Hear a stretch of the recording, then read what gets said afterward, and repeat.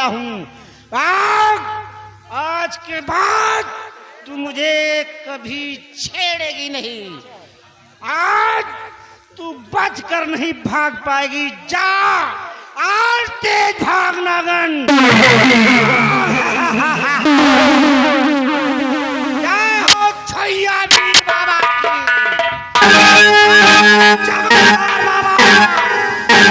पश्चात नागन भाग कर जाने ना पाए।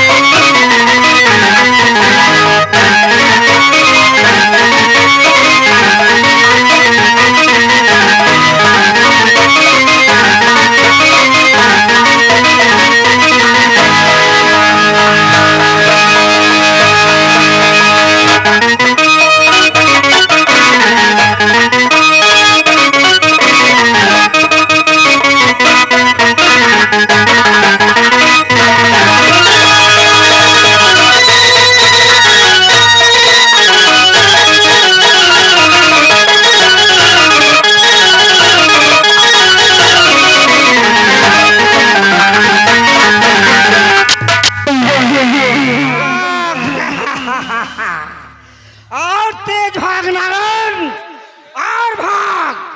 कसम बाबा की ये नागन नहीं जा पाएगी।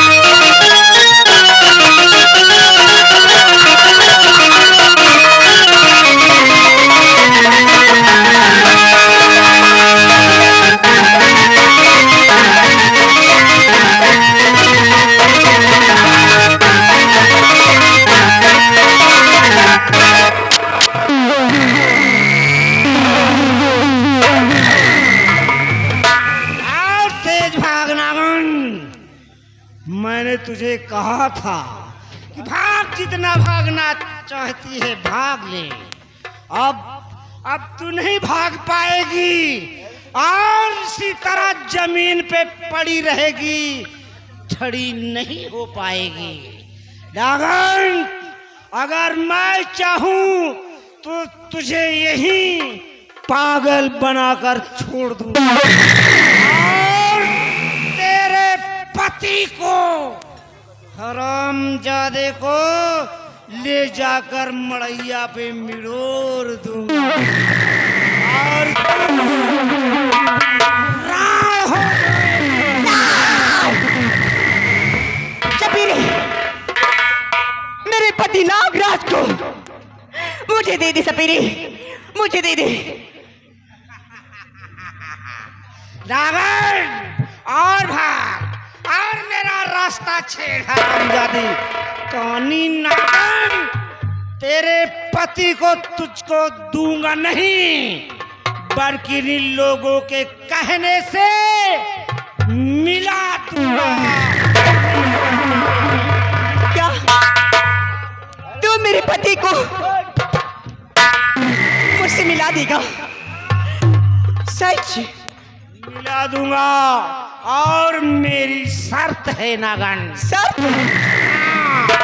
कैसी शर्त है तेरी? तुझे जलती हुई आग खाना होगा और आग की दरिया में नेत्र करना होगा।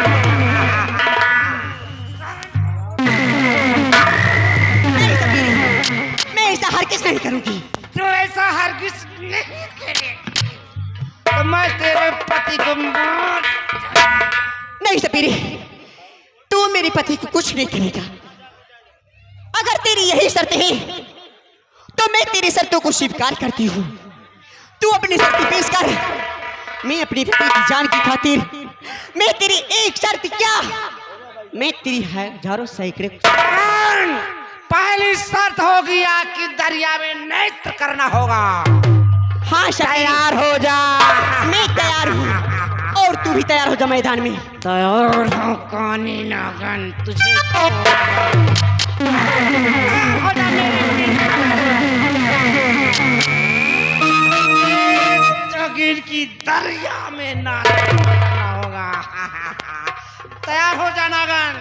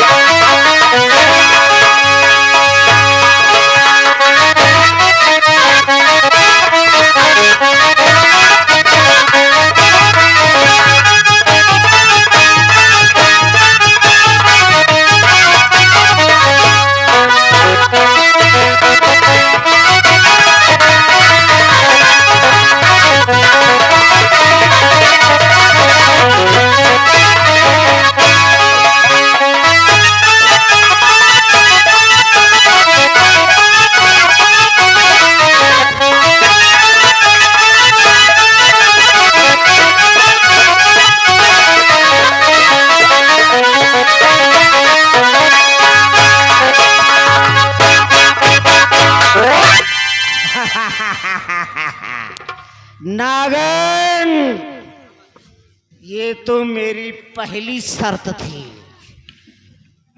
दूसरी शर्त होगी, तुझे जलती हुई आग खाना होगा।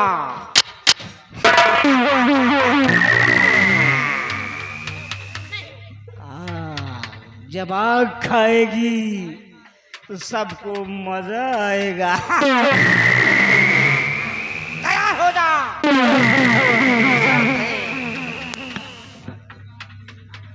शबीरी, मैं अपनी पति की जान की खातिर मैं तेरी दूसरी भी शर्त स्वीकार करूंगी। हाँ, तेरी दूसरी भी शर्त स्वीकार करूंगी। माता और बहनों, भाई और बच्चों, मैं अपने पति की भीख मांगती हूँ। अगर आप लोग भोले बाबा के सच्चे भक्त हैं तो एक बार मेरे पति की जान की खातिर आप लोग तालियां बजा दीजिए। एक बार तालियां बजा दीजिए आप।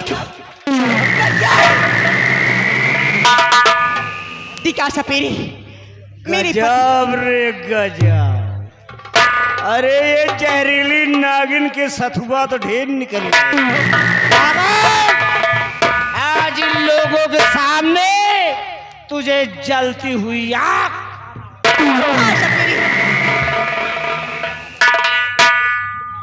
बजाओ आप लोग तालियां।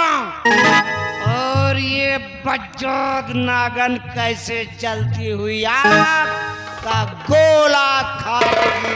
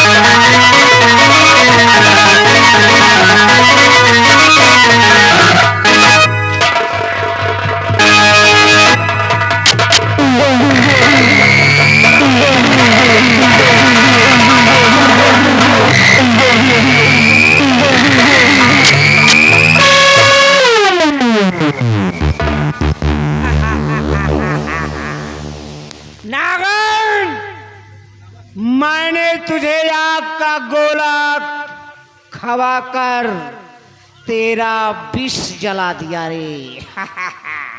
अब तो दुनिया में किसी काम की नहीं रही नागन। और ये जादूगर सपेरा ये तो चल रहा है।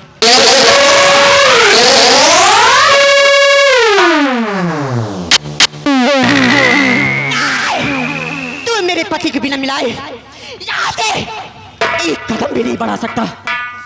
खबरदार, अगर एक भी कदम बढ़ाया तो तेरा सर्वनाश हो जाएगा।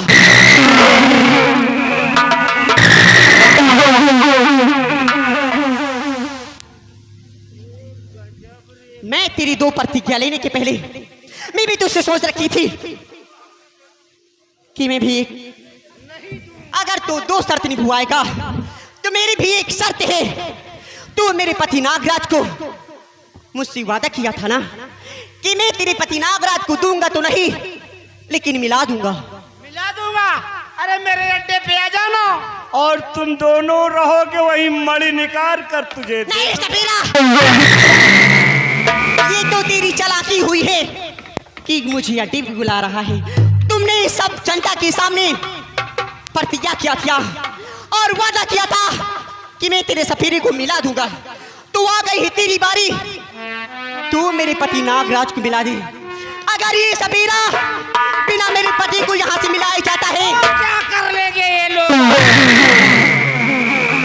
तो जिसके हाथे जूते चप्पल लगे और या ईंट पत्थर लगे उससे इसकी स्वागत कर देना। इस मंगापुर से ये सपेरा जाने ना पाए। अगर ये सपेरा आया तो इस गांव की नहीं तुम सबकी तौहीन होगी। काली नागिन के कहने पे आप लोग कुछ नहीं ऐसा करना।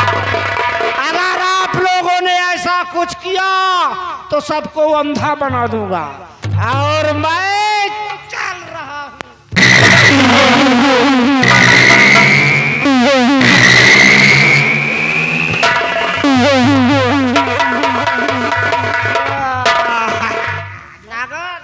हेलो हाँ हेलो, ये देखिए आगे मानवर हमारे आदरणीय Pankaj light house and sound service. बोल इन लोगों से तालियां बजाएं और मैं तेरे पति को तुझसे मिला दूंगा। बजाओ तालियां आप लोग। मेरे पति नागराज को देखिए, मेरे पति नागराज को देखिए। अब मैं तेरे पति को लेकर चला जाऊंगा। नहीं, खबरदार अगर यहाँ से गए तो। अरे नगन चल तैयार हो जा।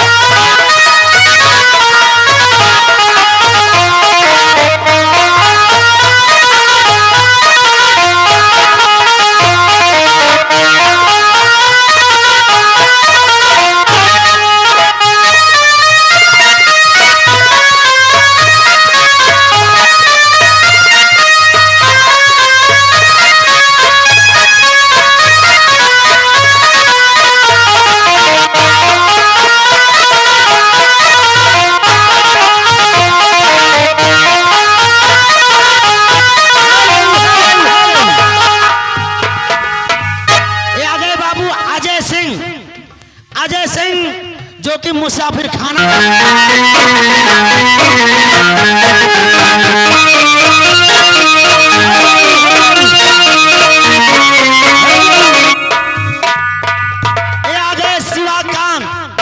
बाबू शिवाकांत जो अमान सिंह के पूर्वज के रहने वाले हैं। ये 101 रुपए व्यवहार दे रहे हैं बाबू साहब को हमारी पार्टी की तरफ से बहुत बहुत धन्यवाद और 20 रुपए इनाम भी दे रहे हैं।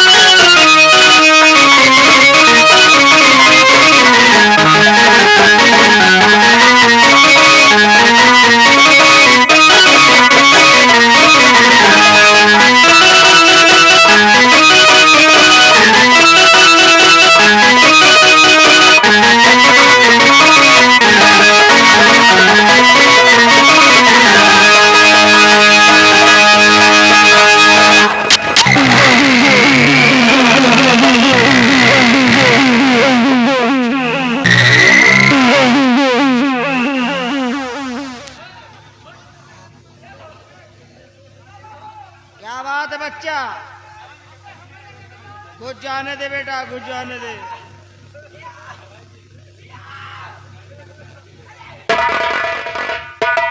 घुस जाने दे बेटा। हे, चेला। बाबा ई तो हमका लागत समझली। बाबा इका जल्दी पकड़ा, हमारे बेटा ये जगह ढूंढ रहा है हे जगह। बाबा, हे बाबा सही बता, तू से कसम भगवान से मिरोरे खाता है। हे बाबा, हे बाबा बोल बेटा हम बोल। भाग जा भी जंगल में। हे बाबा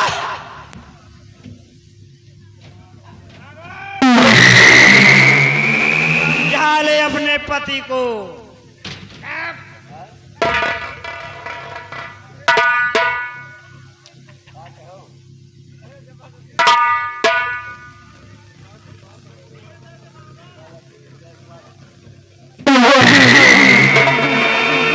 हेलो शबीरी, मेरे पति को दे दे। आ जाना मेरे अड्डे पर। कहाँ पर आना होगा?